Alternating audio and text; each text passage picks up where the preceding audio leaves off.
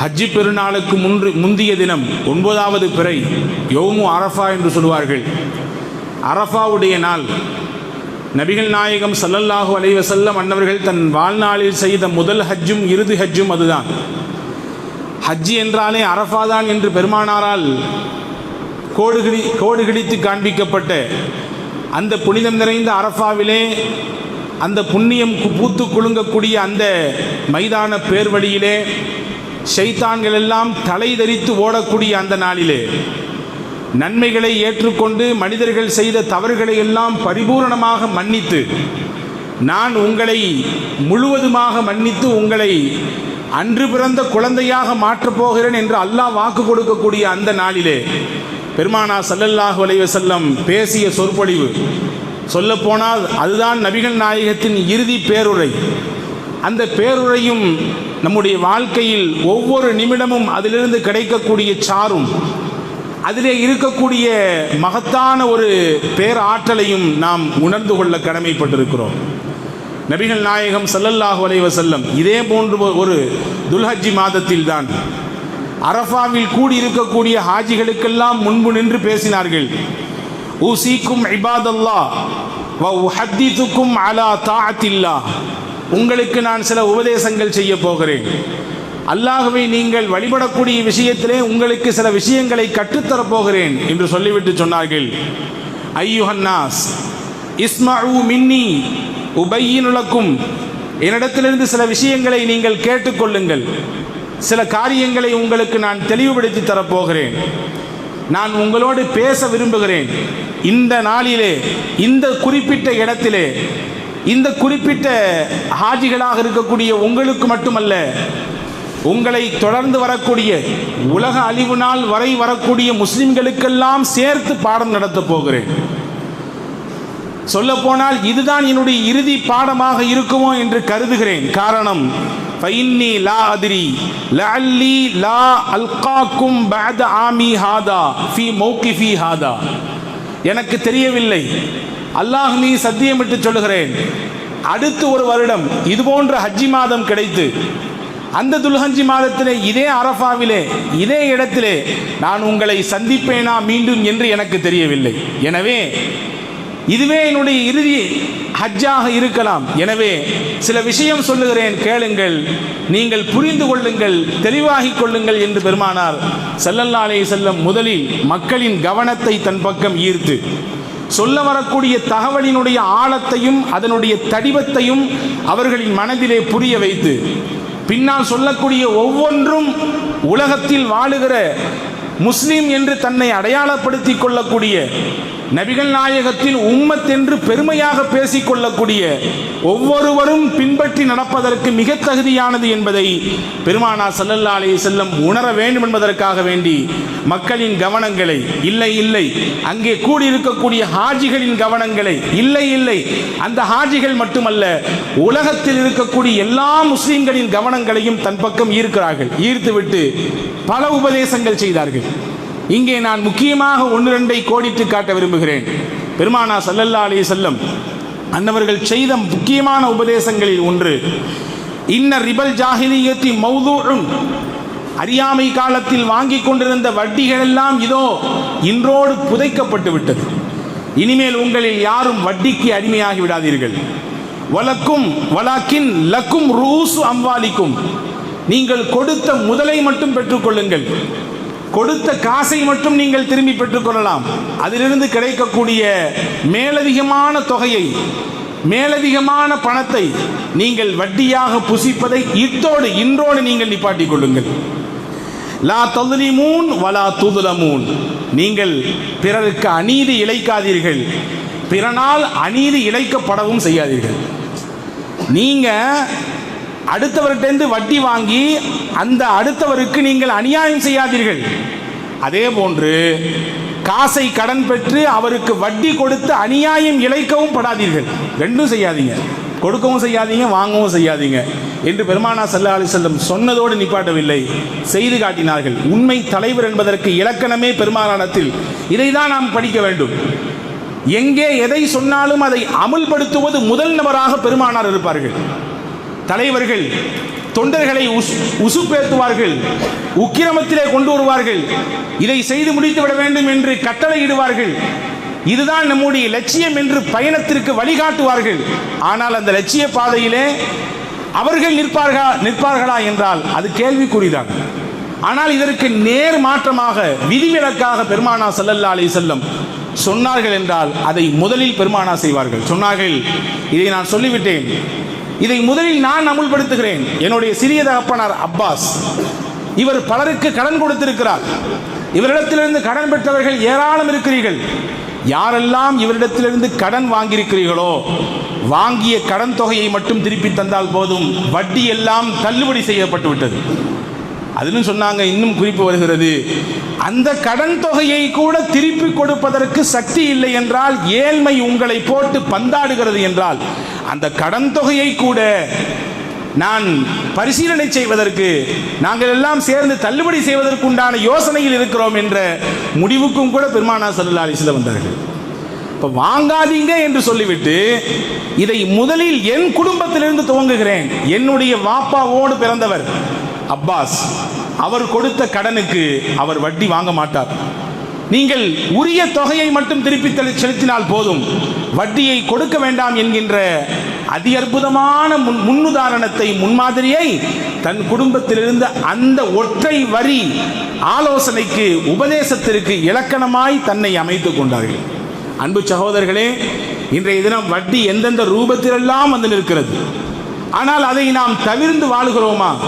அதை எப்படி நியாயப்படுத்தலாம்? அதை எப்படி உண்மைப்படுத்தலாம்? அதை எப்படி வளைந்து நெளிந்து நாம் அதை ஏற்றுக்கொள்வதற்கு முன்வரலாம் என்று யோசிப்பவர்கள் பலர். ஆனால் இந்த காலத்திலும் கூட எங்கெல்லாம் வட்டி, எதை தொட்டாலும் வட்டி என்கின்ற பெயர். பெருமானா சொன்னார்கள் தானே, ஒரு காலம் வரும் வட்டியை வாங்காதவர்கள் இருப்பார்கள், ஆனால் வட்டி எங்கெல்லாம் புகுந்து விடும் என்றால், வட்டியை வாங்காவிட்டாலும் வட்டியின் புகையாவது அவர்களின் மேலே பட்டுவிடும் என்றார்கள். வட்டியினுடைய அந்த தூசியாவது அவர்கள் மீது பட்டுவிடும் என்றார்கள் பெருமானார். அப்படிப்பட்ட நெருக்கடியான காலகட்டத்திலும் கூட வைராக்கியத்துடன், ஒரு ரூபாய் கூட நான் என் வாழ்க்கையில் இதை தொட்டுவிட மாட்டேன் என்கின்ற வைராக்கியத்துடன் இருக்கக்கூடியவர்கள் ஏராளம். அவர்களுக்கு அல்லாஹ் அதற்குரிய பரக்கத்தை கொடுக்கத்தான் செய்கிறான். அதை தொடமாட்டேன் என்ற லட்சியத்தோடு இருப்பவர்களுக்கு அதற்குரிய பரக்கத்தை, அதற்குரிய விஸ்தீர்ணமான வாழ்க்கை ரிஸ்கினுடைய அந்த வாசலை அல்லாஹ் திறந்து வைக்கத்தான் செய்கிறான். எனவே அன்பர்களே, அரஃபா பேர்வழியில் பெருமானா செய்த மிக முக்கியமான உபதேசத்தில் ஒன்று, நீங்கள் தவிர்த்து வாழ வேண்டும் வட்டியை என்று. எனவேதான் இதனுடைய கொடுமையை பற்றி சொல்லுகிற பொழுது திருக்குரான் மிக அழுத்தமாக சொல்லும், ஃபஇல்லம் தஃஅலு ஃபஅஸனு பிஹர்பின் மினல்லாஹி வரசூலி. நீங்கள் செய்யக்கூடிய இந்த காரியத்தை விட்டொழிக்கவில்லை என்றால், இந்த வட்டி வாங்குதல் கொடுக்குதலை நீங்கள் விடவில்லை என்றால், ஃபஅஸனு பிஹர்பின் மினல்லாஹி வரசூலி, அல்லாஹ்விடத்திலும் அல்லாஹ்வின் தூதரிடத்திலும் போர் செய்வதற்கு அறிவித்துக் கொள்ளுங்கள் என்று அல்லாஹ் சொல்கிறார். அப்படின்னா என்ன அர்த்தம்? இதை மிஞ்சி இவ்வளவு செய்திகளை கேட்டும் கூட, இதனுடைய கொடூரத்தை பார்த்தும் கூட, இதனுடைய வலியை, வேதனையை உணர்ந்த மக்களை கண்டும் கூட, இது எனக்கு வேணும், இதை என்னால் விட முடியாது, இதை விட்டா என்னுடைய தொழிலே இல்லை, இதை விட்டா என்னுடைய முதலே இல்லை, இதை விட்டா நான் போண்டியாகி போய் விடுவேன், எனவே வேறு வழி இல்லாமல் தௌபா செய்து கொள்ளலாம் அல்லாஹ்விடத்திலே என்று நினைத்துக் கொண்டு ஒருவர் மீண்டும் மீண்டும் இதிலே தலைப்பட்டாரையானால், அல்லாஹ் சொல்றான், அல்லாஹ்ட்ட போருக்கு வா அழைக்கிறான், என்ற போருக்கு வரியான்னு கூப்பிடுறான். வேறு எந்த செயலை குறித்தும், தவறை குறித்தும், தீமைகளை குறித்தும் அல்லாஹ்வோடு போர் செய்வதற்கு சமம் என்று அல்லாஹ் குறிப்பிட்டு காட்டவே இல்லை. ஆனால் வட்டியின் கொடூரத்தை குறித்து சொல்லும் பொழுது அல்லாஹ் சொல்கிறான், ஃபஅஸனு பிஹர்பின் மினல்லாஹி வரசூலி, அல்லாஹ்விடத்திலும் அல்லாஹ்வின் தூதரிடத்திலும் போர் பிரகடனம் செய்வதற்கு நீங்கள் தயாராகுங்கள் என்று சொல்கிறான். அல்லாஹ்வோட போர் செஞ்சா நம்ம நிலைமை என்னாகும்? நம்முடைய நிலைமை என்னவாகும்?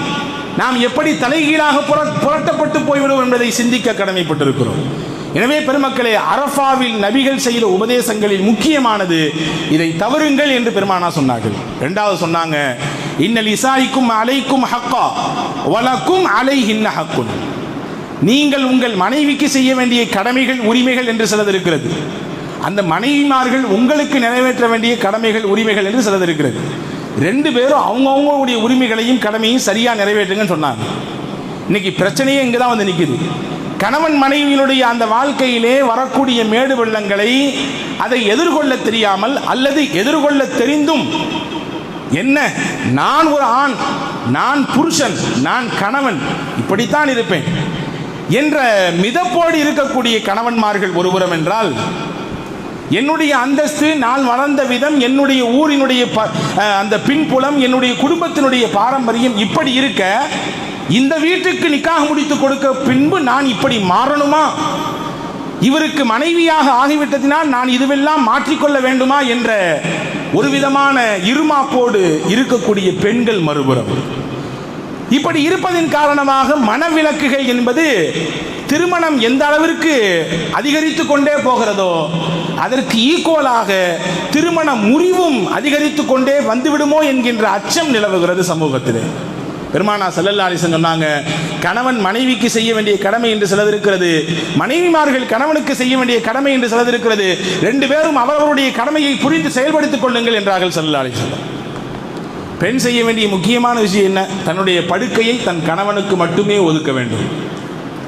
இரண்டாவது, தன் கணவன் எதை வெறுப்பாரோ, எந்த விஷயங்களை எல்லாம் வேண்டாம் என்று நினைப்பாரோ அதை தன் வீட்டுக்குள்ளே அனுமதிக்க அந்த பெண் ஒத்து வரக்கூடாது, அந்த பெண் ஏற்றுக்கொள்ளக்கூடாது. அருவருப்பான மானக்கேடான விஷயங்கள் என்று எதுவெல்லாம் இருக்கிறதோ அந்த பெண் அதன் பக்கம் முகம் கூட திருப்பி விடக்கூடாது. இது ஒரு பெண்ணாக கணவனுக்கு செய்ய வேண்டிய விஷயம். இந்த மூன்றில் ஒரு பெண் சரியாக இருப்பாளேயானால் பெருமானா ஸல்லல்லாஹு அலைஹி வஸல்லம் சொன்னாங்க, உங்கள் மனைவி இடத்தில் இது தாண்டி வேற ஏதாவது உங்களை முகம் சுளிக்கக்கூடிய அல்லது ஒரு விதமான எண்ணம் கொள்ளக்கூடிய விதத்தில் இருக்குமேயானால் பொறுத்து போங்கள், நீங்கள் அனுசரித்து போங்கள். நீங்கள் எதை அந்த பெண்ணிடத்தில் வெறுக்கிறீர்களோ அதிலே சில ஹைரை அல்லாஹ் வைத்திருப்பான், நலவை வைத்திருப்பான், ஏற்றுக்கொண்டு போங்கள் என்று இஸ்தௌஸவ் பின் நிசாயி ஹைரா, பெண்களிடத்தில் நன்றாக நடந்து கொள்ளுங்கள் என்று நான் ஆண்களே உங்களிடத்தில் வசியத் செய்கிறேன். நீங்கள் அமானிதமாக அந்த பெண்களை கைபிடித்திருக்கிறீர்கள், எனவே அல்லாஹ்விடத்தில் ஏற்றுக்கொண்ட அமானிதத்தில் நீங்கள் மோசடி செய்து விடாதீர்கள் என்று நபிகள் நாயகம் ஸல்லல்லாஹு அலைஹி வஸல்லம் ஆண்களுக்கு சொன்னார்கள். இப்போ அன்பான சகோதரர்களே, இந்த விஷயத்திலையும் கவனமாக இருங்கள் என்று மிக முக்கியமான உரையின் இடையிலே இதை சொல்கிறார்கள். அடுத்து சொன்னாங்க, முக்கியமான செய்தி இதுதான், ஃபலா தர்ஜிஉ பஅதி காஃபிரா யضرب பஅதுக்கும் ரிகாப பஅதின், உங்களில் சிலரிடத்திலே மோதுவதினால், சண்டை சச்சரவுகள் செய்வதனால் நீங்கள் குஃப்ருக்கு போய்விடாதீர்கள் என்றார்கள். இறை நிராகரிப்பின் வாசலிலே போய் விழுந்து விடாதீர்கள், அது மிகப்பெரிய கேடு, அவமானம் என்று ஸல்லல்லாஹு அலைஹி வஸல்லம் அவர்கள் சொல்லித் தருகிறார்கள். சின்ன சின்ன விஷயங்களிலே முரண்பட்டு சமுதாயம் சந்தி சிரிக்கக்கூடிய நிலையிலே இன்றைய காலப்போக்கு எப்படி மாறிவிட்டது என்றால், முஸ்லீம்கள் என்றால் ஒற்றுமைக்கு அடையாளம் என்ற பெயர் மாறி இவர்கள் எப்பம் பார்த்தாலும் ஒரே சண்டை, இவங்களுக்குள்ளே அடிச்சுக்கிறது, இவங்களுக்குள்ளேயே கத்தி போன்ற ஆயுதங்களால் தாக்கிக் கொள்வது, இவர்களுக்குள்ளேயே விதண்டாவாதமாக பேசிக் கொள்வது, வீண் விவாதங்களிலே பங்கெடுப்பது என்றெல்லாம் பேசுபொருளாக மாறும் இடத்திற்கு முஸ்லீம்கள் வந்துவிட்டார்களோ என்ற அச்சம் மேலிடுகிறது. அல்லாஹ் சொல்றான், உங்களுக்கு இடையில இருக்கக்கூடிய சகோதர பந்தம் இது யாரால் கொடுக்கப்பட்டது? ஈமான் என்ற ஒற்றை வார்த்தைக்குள், லா இலாஹ இல்லல்லாஹ் என்ற அந்த ஏகத்துவத்தை ஏற்றுக்கொண்டதின் காரணமாக உங்களுக்கு இடையிலே போட்ட முடிச்சு அல்லாஹ் போட்ட முடிச்சு என்கிறான். வத்குரு நிஅமத்தல்லாஹி அலைக்கும், நீங்கள் இஸ்லாமிய வட்டத்திற்குள் வருவதற்கு முன்புதான் இது குன்தும் ஆதா, நீங்கள் விரோதிகளாக, காட்டு மிராண்டிகளாக, ஒருவர் அடித்து சாகக்கூடிய வேலையை செய்து கொண்டிருந்தீர்கள் இஸ்லாத்துக்கு வட்டத்துக்கு வர்றதுக்கு முன்னாடி.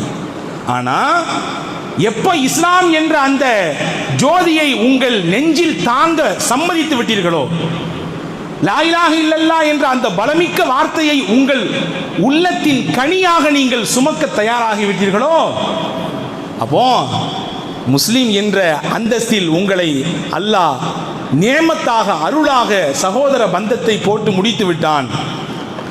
அல்லாஹ் தான் உங்களுடைய உள்ளத்தை இணைத்து வைத்தான். உலகத்தில் யார் எவ்வளவு கொடுத்தாலும், எத்தனை லட்சங்கள் கோடிகளை கொடுத்தாலும் இரண்டு உள்ளங்களை இணைப்பது அல்லாஹ். இந்த வேலையை ஈமான் என்ற வார்த்தையை கொண்டு அல்லாஹ் இணைத்தான்.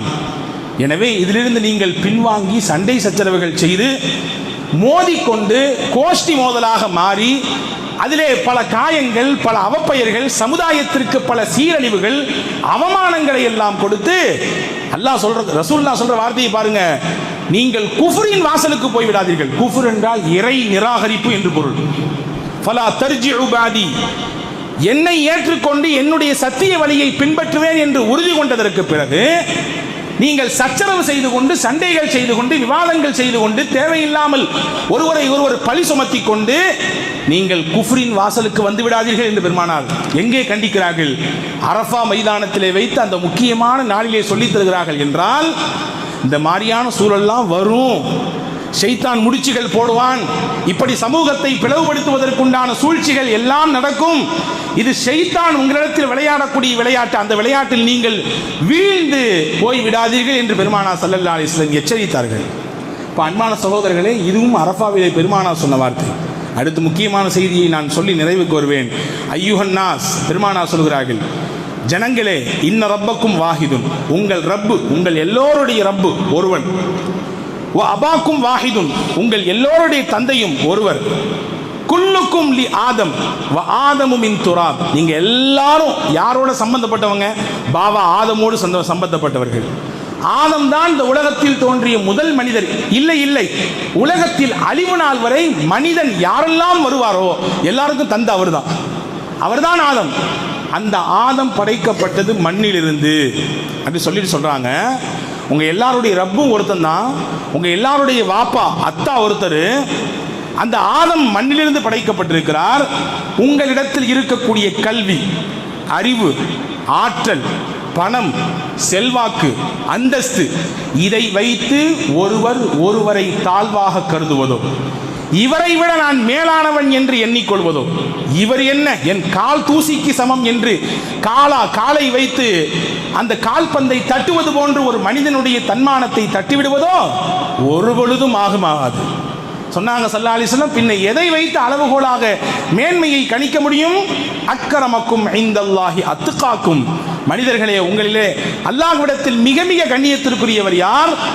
யாருக்கு அல்லாஹ்வுடைய பயமும் அச்சமும் இறை அச்சமும் தக்வாவும் இருக்கிறதோ அவர்தான் மேன்மைக்குரியவர். சொல்லிட்டு சொன்னாங்க, வலைசலி அரபியின் அலா அஜமியின் ஃபதுலுன் இல்லா பித்தக்வா. ஒரு அரபி பேசுபவர், அரபு மொழி குர்ஆன் இறங்கிய மொழி, அரபு மொழி பெருமானார் பேசிய மொழி, வாழ்நாள் முழுக்க பேசிய மொழி, அரபு மொழி இறந்ததற்கு பிறகு சொர்க்கத்தில் சொர்க்கவாதிகள் பேசுகிற மொழி. இந்த சிறப்பெல்லாம் என் மொழிக்கு இருக்கிறது என்று ஒரு அரபி தெரியாத மனிதரை விட இந்த மொழியால் நான் மேலானவன் என்று நினைத்தால் அது உண்மை இல்லை. எதை வைத்து மேலானவன் என்று கணிக்க முடியும்? அவரை விட என் உள்ளத்தில் இறையச்சம் அதிகம் இருக்கிறது, 1% நான் கூட இருக்கிறேன். எனக்கு இறையச்சம், பயம் வருகிறது, பாவத்தை கண்டால் பயம் வருகிறது, அச்சப்படுகிறேன், நாணப்படுகிறேன், தவறு செய்வதற்கு கூனி குறுகுகிறேன், ஹராமை தொடுவதற்கு யோசிக்கிறேன், பயப்படுகிறேன். இந்த நிலை நாளுக்கு நாள் கூடிக்கொண்டே செல்மையானால் இதை வைத்து நாம் மேன்மையானவர் என்று நான் கருதி கொள்ளலாம். இதுதான் அளவுகோலை தவிர உங்கள்ட்ட இருக்கக்கூடிய வேற எந்த அந்தஸ்தும், வேறு எந்த பொருளும், வேறு எந்த பதவியும் ஒருவரை விட ஒருவர் உயர்ந்தவர் என்பதற்கு அடையாளம் இல்லை என்று பெருமானார் ஸல்லல்லாஹு அலைஹி வஸல்லம் சொன்னாங்க. சொன்னதுனால தானங்க கருப்பு இனத்தை சேர்ந்த பிலால் ரலியல்லாஹு அன்ஹு அவர்களை உலகத்தில் வாழக்கூடிய முஸ்லிம்களின் இதய துடிப்பாக இருக்கக்கூடிய காபாவிற்கு மேலே ஏறி வாங்க சொல்ல சொன்னார்கள். நிறத்தை வைத்து ஒருவருக்கு எந்த பாகுபாடும் காட்ட முடியாது. அந்தஸ்து, பணம், செல்வாக்கு இது இருந்தால் எல்லாம் முடியும். பணம் என்றால் பணமும் வாய் திறக்கும், பணம் பாதாளம் வரை செல்லும் என்றெல்லாம் சொல்லுகிறோம். ஆனால் அதை வைத்துக் கொண்டு அந்தஸ்தை கணிக்க முடியாது. பல சந்தர்ப்பங்களில் பெரும் பெரும் செல்வந்தர்கள் எல்லாம் பின்னால் நின்றார்கள். ஒன்றுமே அறியாத, வசதி வாய்ப்பே இல்லாத ஏழை வீட்டில் பிறந்தவர் எல்லாம் படையிலே முன்னணியிலே தளபதியாக கொடியை சுமந்து நின்றார். உசாமா ரலியல்லாஹு அன்ஹு இதற்கு மிகச்சிறந்த எடுத்துக்காட்டு.